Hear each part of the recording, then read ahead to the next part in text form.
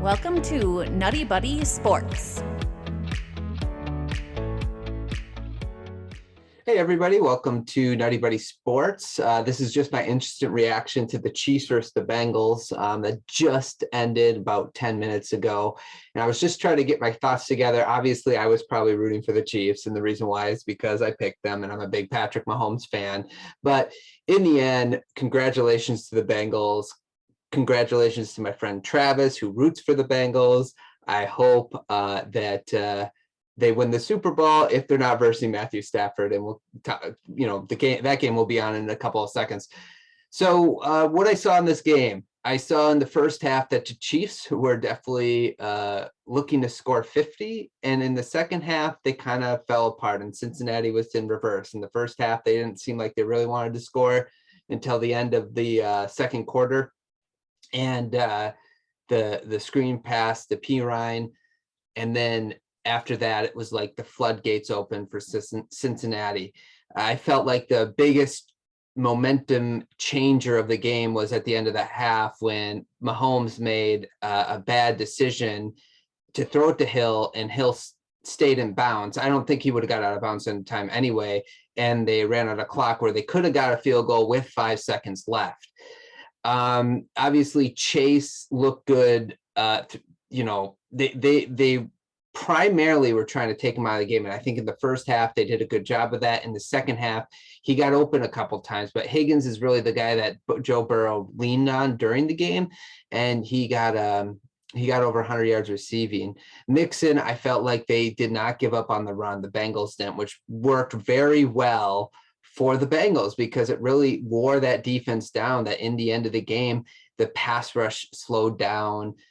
Burrow was also so amazing in this game. His numbers don't reflect how good I thought he was. He broke out of a couple sacks and got first down yardage on third down, I think twice in that final drive for that field goal that ended up being the field goal right before the Chiefs tied.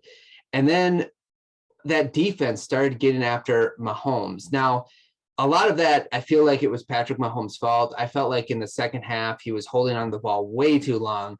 There was even to set up the game-winning field goal, he got sacked like for 10, 15 yards back and made it twice as long as a field goal than it needed to be when he probably should have threw it out of the back of the end zone. He was kind of running around back there. I don't know what happened to the quick passes. It seemed like Cincinnati may have took that away. I'm interested to look at some of the numbers, from the first to the second half. But what surprised me the most about the Chiefs is the Chiefs seem to have given up on running the ball a lot in the third and fourth quarter.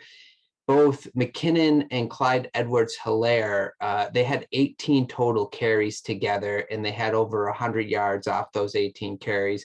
Both of them averaged 5 or more yards a carry, and for some reason they stopped going to the run. They were throwing the ball even in overtime. I'm like, why didn't they start out running the ball in those draw plays? Keep it, second, third down, get them short yardage and let Mahomes do what he was doing, which was kind of like nickel and diming them to death.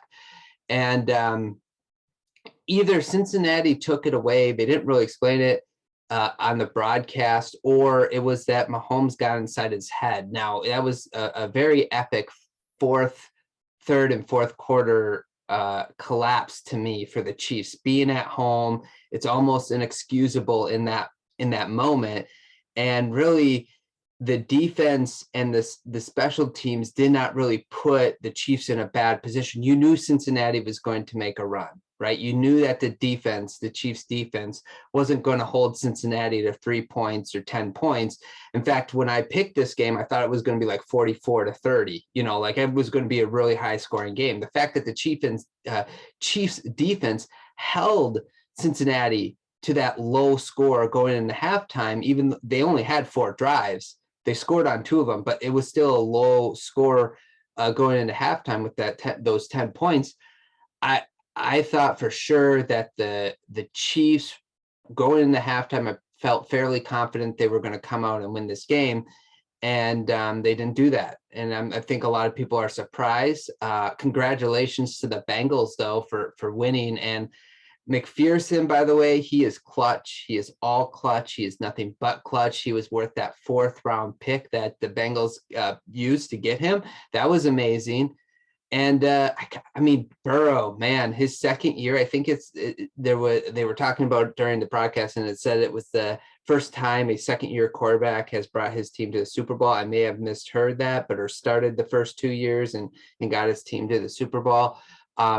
They were 5-11 last year, or 4-12, somewhere around there, and they somehow get into the playoffs. The offensive line was so much better in this game than they were in week 18 or even the last 2 weeks. And I felt like the coaching staff helped Burrow out. They did some screen passes. They stuck to the run, which again helps slow that defensive line.